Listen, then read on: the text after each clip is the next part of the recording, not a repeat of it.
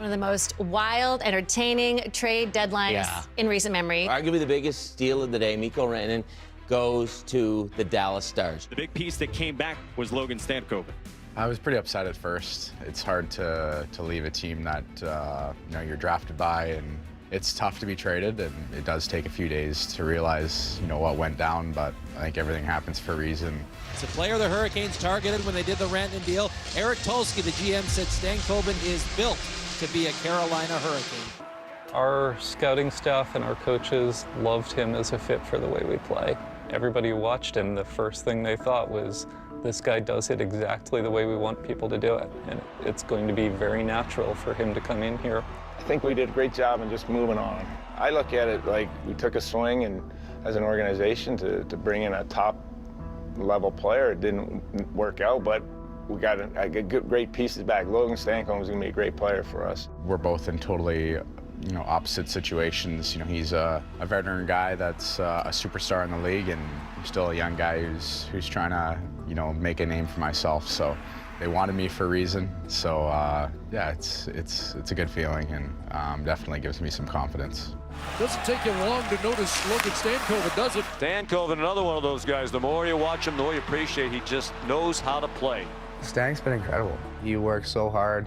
He's got a ton of skill, really good shot, and super smart.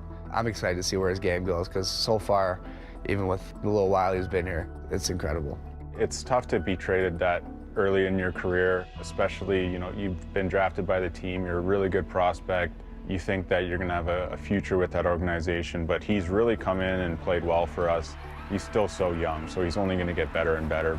The group here is special, and everyone gets along really well, and it's a really, really close-knit group, and we really enjoy being around each other.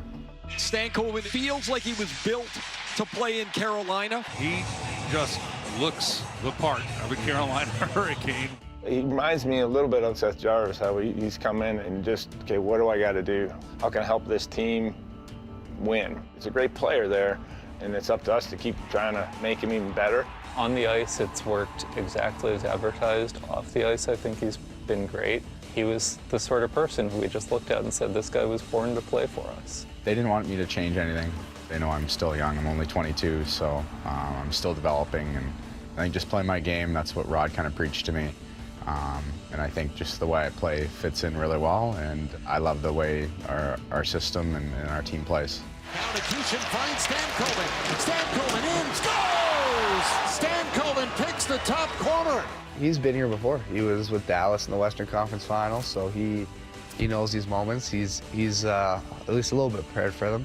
I was excited to come here to a team that's had a lot of success, recently, and it was exciting to go to another team that's, competing for the Stanley Cup. So I've loved every minute of it. Made in Canada, brought to you by Rogers, Canada's home of hockey. So, Kel. Okay, I thought Taylor Hall nailed it in that interview, because he said as a young player, when you get drafted by a team, you think you are going to be there a long time, maybe like a Jamie Benn, and so it's really crushing. In fact, I'm still mad at the Islanders for trading me.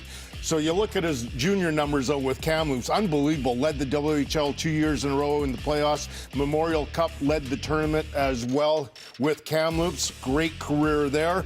Getting drafted, as you said, Ron, second round, 47th overall.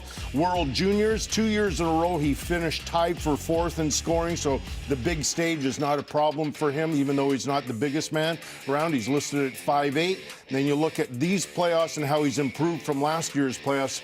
Same amount of points, 5 fewer games, and he scored in 2 straight playoff games right now, including the game winner last game. The future is so bright for this young kid, and he's got a great attitude, and how he's really trying to just fit in with Carolina, I think, is going to be really important for him, because, like I said, it can be really crushing when you get traded, especially when you're only 22 years old. Kelly, yes. You can blame the guy who doesn't think winning the opening faceoff is important for the fact the Islanders traded you. That is fair. Wayne wanted you in L.A. Simple as that. Fair.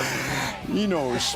There's the tailgate party, as mentioned. It's a little cooler, but nonetheless, a great vibe as we get you set for Game 5. We'll come back with Jamal Mayers, and Kyle has Seb Aho on the other side of the break on Hockey Night in Canada.